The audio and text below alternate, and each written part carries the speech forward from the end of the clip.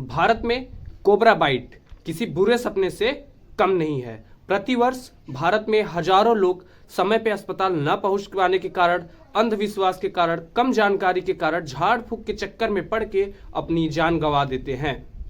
हमारे देश में एंटी वेनम्स की कम उपलब्धता, एंटी वेनम्स की कमी और कम जानकारी के कारण या फिर अस्पताल काफी दूर होने के कारण हजारों लोग अपनी जान गंवा देते हैं।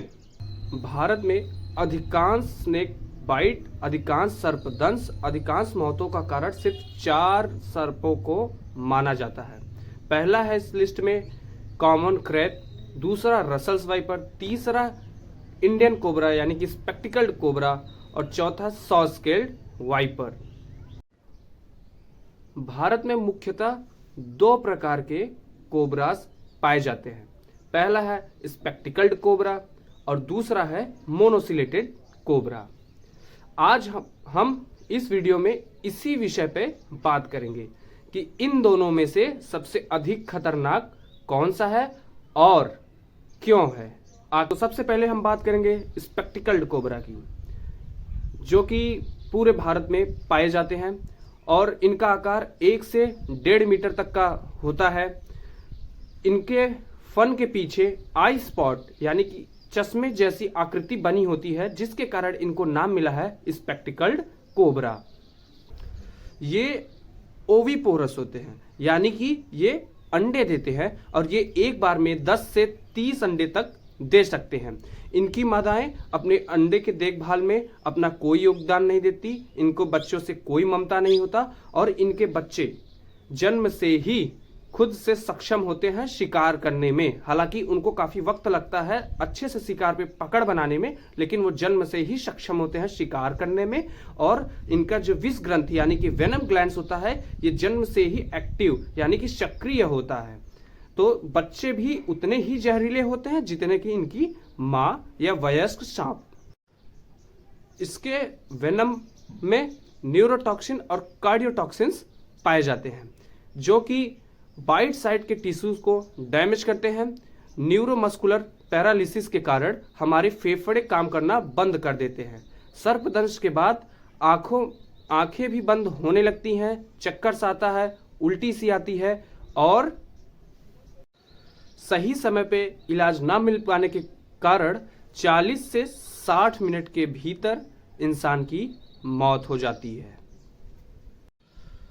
अब बात करते हैं मोनोसिलेटेड कोबरा की। मोनोसिलेटेड कोबरा स्पेक्टिकल कोबरा के लगभग समरूप होते हैं और लगभग उन्हीं के जैसे आकार रंग रूप में दिखते हैं। बहुत कम ही डिफरेंस इन दोनों के बीच में होता है। मोनोसिलेटेड कोबरा अपने हुड यानी कि फन के ऊपर ओ शेप्ड मार्क के कारण स्पेक्टिकल कोबरा से आसानी से विभेदित किए जा सकते हैं। इनकी लंबाई स्पेक्टिकल कोबरा से लगभग समान यानी कि 1.5 मीटर के आसपास औसतन होती है। ये एक बार में 16 से 33 अंडे देते हैं। इनकी मादा अंडे से बच्चों के निकलने तक अंडों की रक्षा करती है, उनके साथ ठहरती है। इनके जहर में न्यूरोटॉक्सिन और कार्डियोटॉक्सिन के साथ साथ मायोटॉक्सिन्स भी होता है। इनके काटने पर इंसान को स्थानीय टिश्यू डैमेज, पैरालिसिस, हाइपोटेंशन और आई साइट लॉस की समस्याएं हो सकती हैं। इनके काटने के 60 मिनट के भीतर अगर उपचार नहीं किया गया तो पेशेंट की हालत गंभीर हो सकती है और जान भी जा सकती है। ये अपने नेचर में एग्रेसिव होते हैं और ये स्पेक्टिकल्ड कोबरा से काफ़ी एग्रेसिव होते हैं और वेनम स्पिटिंग भी करते हैं। कभी कभी ये जहर को थूकते हैं दूर तक और आंखों को निशाना बना के जहर आंखों में डाल के इंसान को अंधा कर देते हैं और वहां से बच निकलते हैं। मोनोसिलेटेड कोबरा स्पेक्टिकल्ड कोबरा से अधिक एग्रेसिव होते हुए भी, वेनम स्पिटिंग की क्वालिटी रखते हुए भी और सारी सामान्य विशेषताएं स्पेक्टिकल्ड कोबरा से होते हुए भी स्पेक्टिकल्ड कोबरा से डेथ रेट में पीछे क्यों है?